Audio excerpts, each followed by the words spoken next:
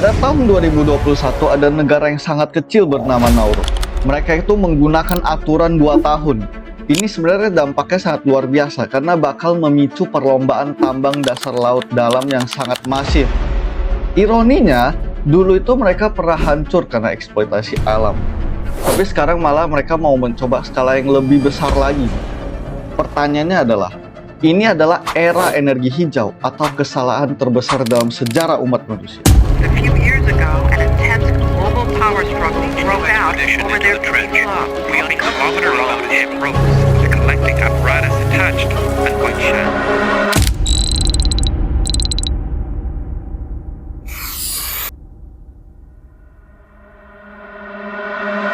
Mari kita bayangin sebentar deh.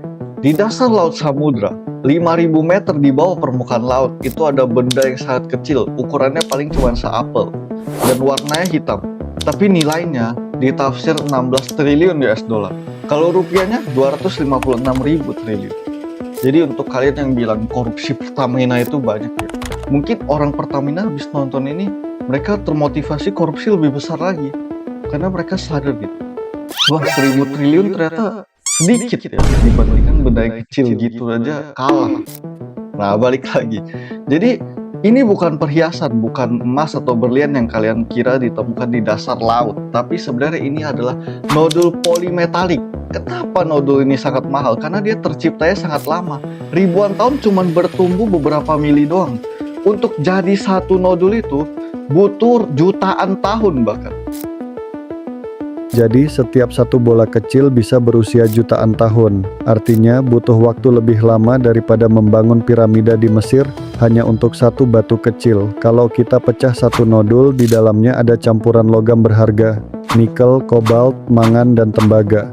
4 logam ini adalah bahan utama untuk membuat baterai lithium ion. Tanpa logam ini kita tidak akan punya ponsel, laptop, dan terutama mobil listrik.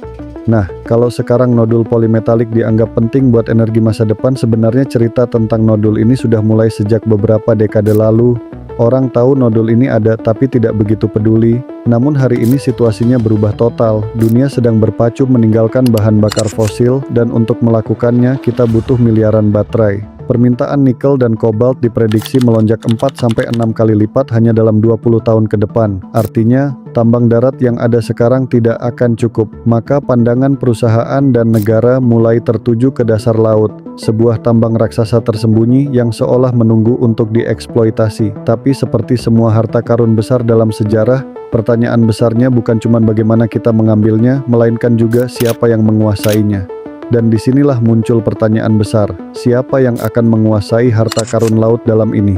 Jawabannya ternyata melibatkan sebuah negara kecil di Pasifik Selatan. Negara ini bukan pemain besar, tapi punya sejarah unik. Mereka pernah jadi kaya raya gara-gara satu sumber daya alam, lalu jatuh miskin ketika itu habis. Kalau kita mau ngerti kenapa mereka sekarang jadi bagian penting dalam perebutan nodul polimetalik, kita harus balik dulu ke masa lalu mereka. Dan cerita itu dimulai dari sesuatu yang mungkin nggak pernah lu bayangin. Kotoran burung, bro.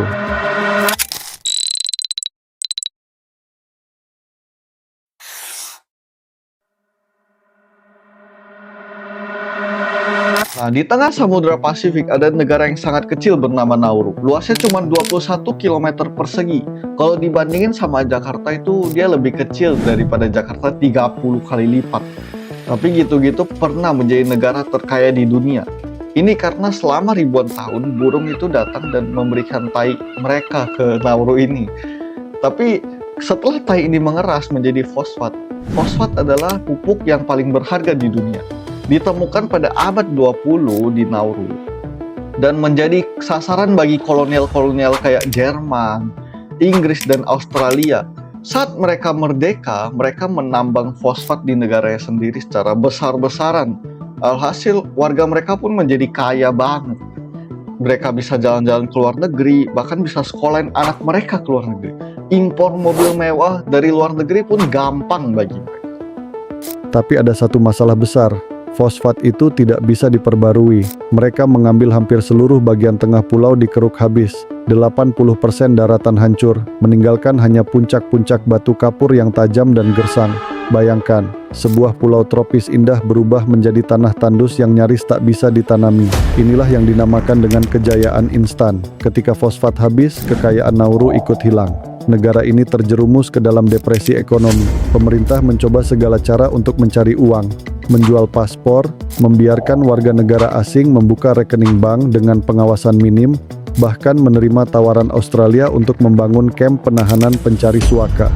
Kini, Nauru jadi salah satu negara termiskin. Karena tanahnya rusak, mereka sulit menanam makanan. Hampir semua bahan pangan harus diimpor. Di pasar, sebuah semangka bisa berharga Rp614.000. Itu bukan sekadar buah, tapi simbol betapa mahalnya kehidupan di pulau kecil ini. Kisah Nauru adalah contoh nyata bagaimana sumber daya alam bisa menjadi berkat sekaligus kutukan. Dan kini, setelah semua yang terjadi, negara kecil ini kembali terjerat dalam cerita besar, perebutan harta karun laut dalam senilai triliunan dolar.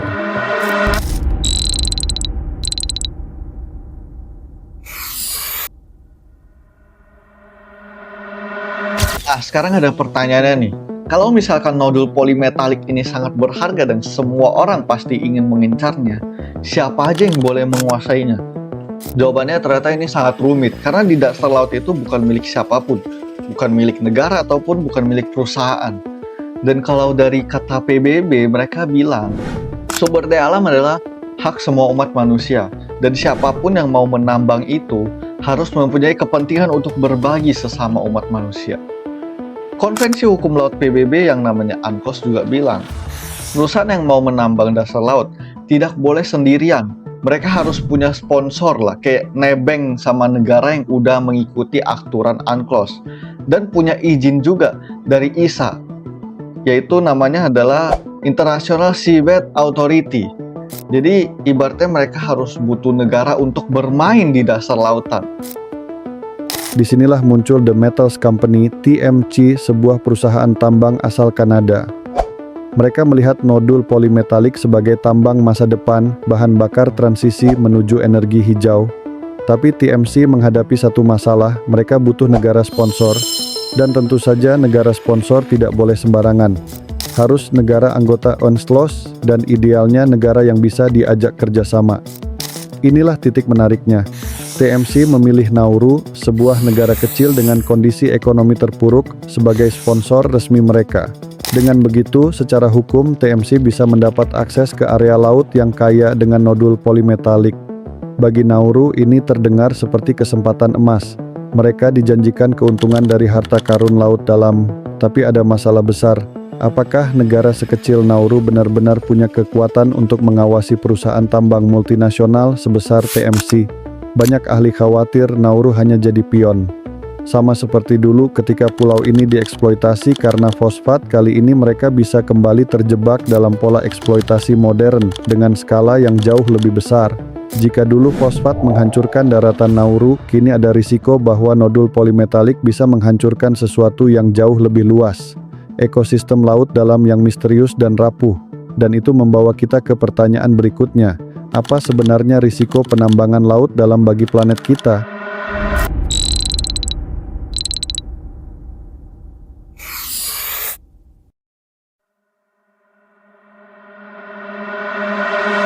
Gue sebenarnya ngerti banget lah, ini 16 triliun US dollar, uang yang sangat besar, siapa yang nggak mau, dan perusahaan pasti pengen banget cash flow. Tapi masalahnya ada, ini dasar laut bukan tambang darat. Kalau tambang darat, hutan ditebang, itu masih bisa direboisasi kembali. Kalau di laut, belum ada teknologi secanggih itu untuk reboisasi laut. Dan juga ironinya, banyak banget spesies di dasar laut yang belum kita lihat dan belum kita dokumentasikan. Itu gimana kalau punah? Karena penambangan itu pasti keluar sedimen, kayak pasir dan juga lumpur yang bisa menyebar kemana-mana.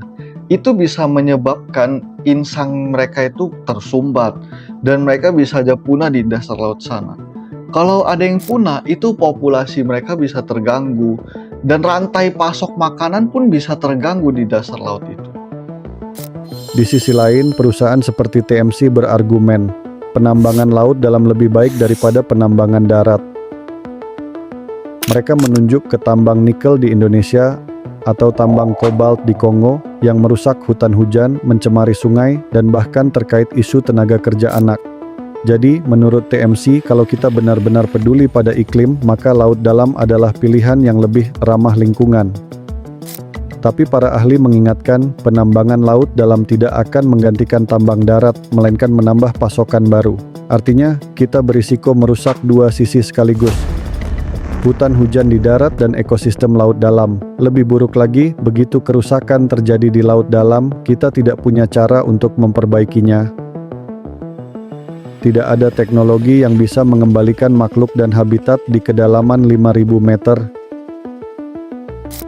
Jadi, dilema kita jelas, demi energi hijau, kita mungkin mengorbankan salah satu ekosistem terakhir yang masih murni di bumi. Dan di tengah ketidakpastian ini, keputusan besar sudah diambil yang membuat perlombaan tambang laut dalam bisa dimulai lebih cepat dari yang kita bayangkan.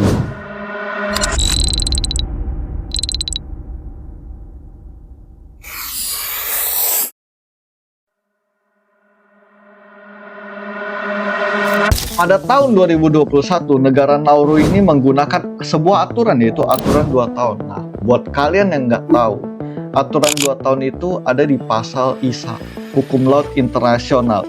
Itu menjelaskan bahwa negara boleh meminta ISA untuk membuatkan sebuah aturan. Dan waktu tenggat ISA hanya 2 tahun. Nah, dalam hal ini, Nauru meminta ISA untuk membuatkan aturan tentang penambangan laut dalam. Tentunya ini adalah arahan dari TMC juga, The Metals Company. Alhasil pada tahun 2023, ISA itu gagal menyelesaikannya dalam waktu 2 tahun. Nah, kalau gagal gimana?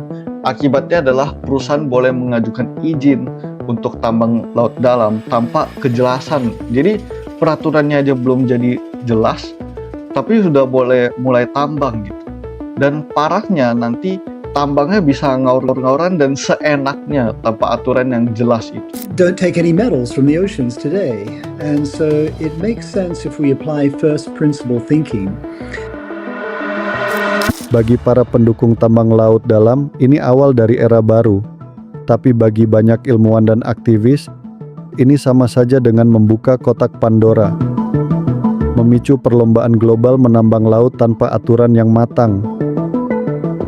Dan disinilah ironi terbesar terjadi. Nauru, sebuah pulau kecil yang dulu hancur karena fosfat, kini sekali lagi berada di garis depan eksploitasi sumber daya global. Bedanya, kali ini taruhannya jauh lebih besar, bukan hanya sebuah pulau, tapi seluruh samudra. Perlombaan senilai 16 triliun dolar ini mungkin jadi kunci transisi energi bersih, tapi bisa juga menjadi salah satu kesalahan terbesar umat manusia.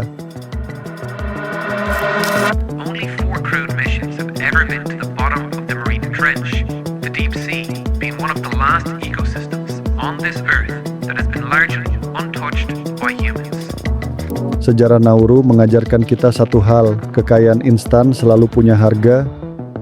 Pertanyaannya, apakah kita siap membayar harga itu dengan laut dalam, ekosistem terakhir yang masih perawan? Atau kita bisa berhenti dan untuk sekali ini belajar dari masa lalu? Soalnya nih, kita sedang berdiri di persimpangan. Apakah akan belajar dari masa lalu atau mengulanginya dalam skala yang lebih besar? Dan jawabannya akan menentukan masa depan lautan dan masa depan kita sendiri. Sekarang gue pengen lempar pertanyaan ke lu semua yang nonton. Kalau lu ada di posisi pemimpin dunia, apa yang bakal lu pilih? Ngebut ambil nodul polimetalik biar energi hijau bisa lebih cepat tercapai? Atau tahan dulu demi jaga laut dalam yang sampai sekarang aja masih misterius? And the region continues to capture the imagination of explorers and scientists.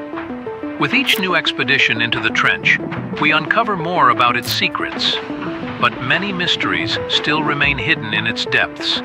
Tulis pendapat lu di kolom komentar. Karena mungkin jawaban kita hari ini bisa jadi gambaran kecil dari arah masa depan umat manusia. Jangan lupa untuk subscribe ke channel kami dan nyalakan lonceng notifikasi. Dengan begitu Anda akan menjadi bagian dari keluarga kami dan tidak akan ketinggalan setiap video baru. Tekan like jika Anda suka. Setiap like dari Anda itu seperti memberi kami semangat ekstra.